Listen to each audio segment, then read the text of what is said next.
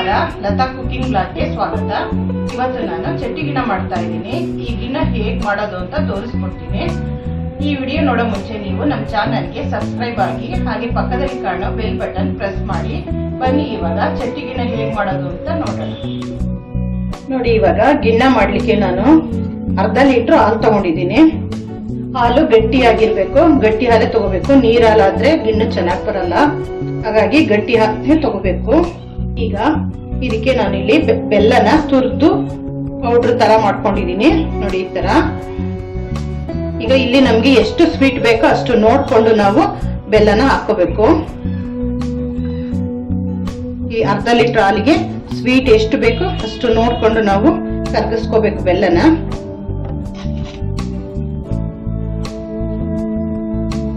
ನೋಡಿ, ಇವಾಗ ಇಷ್ಟು ಹಾಕಿರ್ತೀನಿ.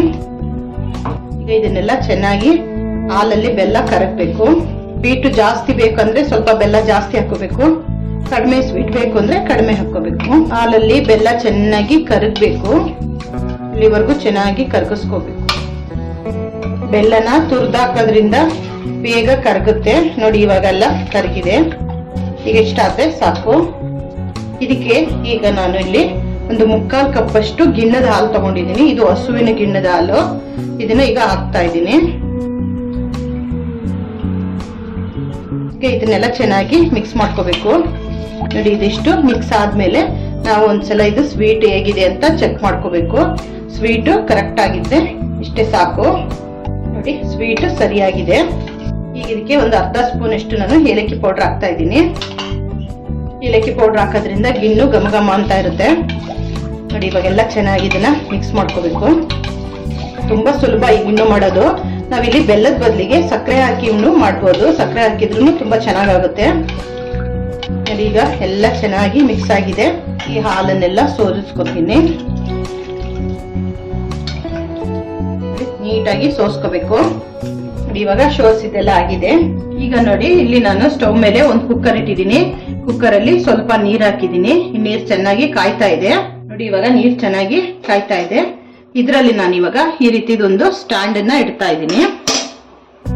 ನೀರಲ್ಲಿ ಈ ತರ ಸ್ಟ್ಯಾಂಡ್ ಇಡಬೇಕು. ನಾವು ಮಾಡಿಟ್ಕೊಂಡಿರೋಂತ ಈ ಗಿಣ್ಣದ ಹಾಲನ್ನ ಈ ಸ್ಟ್ಯಾಂಡ್ ಮೇಲೆ ಇಡಬೇಕು. ಒಂದೇ ಸಮವಾಗಿರುವ ಹಾಗೆ ನಾವು ಇಡಬೇಕು. ಇಟ್ಬಿಟ್ಟು ಕುಕ್ಕರ್ ಮುಚ್ಚಳ ನಾವು ಹಾಕಬೇಕು. ಈಗ 2 ವಿಷಲ್ ಇದು ಬರಬೇಕು. ನೋಡಿ, ಇವಾಗ ಗಿಣ್ಣು ರೆಡಿ ಆಗಿದೆ. ಇದು ಕುಕ್ಕರ್ ವಿಷಲ್ ಎಲ್ಲ ಹೋಗಿ ಕುಕ್ಕರ್ ತಣ್ಣಗಾಗ್ಬೇಕು. ಆಮೇಲೆ ಓಪನ್ ಮಾಡೋಣ. ಅಲ್ಲಿವರೆಗೂ ಇದು ಕುಕ್ಕರ್ ತಣ್ಣಗಾಗ್ಲಿ. ನೋಡಿ, ಇವಾಗ ಕುಕ್ಕರ್ ವಿಷಲ್ ಎಲ್ಲ ಹೋಗಿದೆ. ಈಗ ಕುಕ್ಕರ್ ಮುಚ್ಚಳ ಓಪನ್ ಮಾಡ್ತೀನಿ. ನೋಡಿ, ಗಿಣ್ಣು ಎಲ್ಲ ಆಗಿದೆ. ಇದು ತಣ್ಣಗಾಗ್ಬೇಕು. ತಣ್ಣಗಾದ್ಮೇಲೆ ನಾವು ಇದನ್ನ ಕಟ್ ಮಾಡಕ್ ಆಗೋದು. ಇದು ತಣ್ಣಗಾಗ್ಲಿ, ಆಮೇಲೆ ಕಟ್ ಮಾಡಿ ತೋರಿಸ್ತೀನಿ. ನೋಡಿ, ಇವಾಗ ಗಿಣ್ಣ ರೆಡಿ ಆಗಿದೆ. ಮತ್ತೆ ಇವಾಗ ತಣ್ಣಗೂ ಆಗಿದೆ. ಈಗ ಇದನ್ನ ಕಟ್ ಮಾಡೋಣ. ತುಂಬಾ ಚೆನ್ನಾಗಿ ಬಂದಿದೆ. ಈ ರೀತಿ ಕಟ್ ಮಾಡಬೇಕು.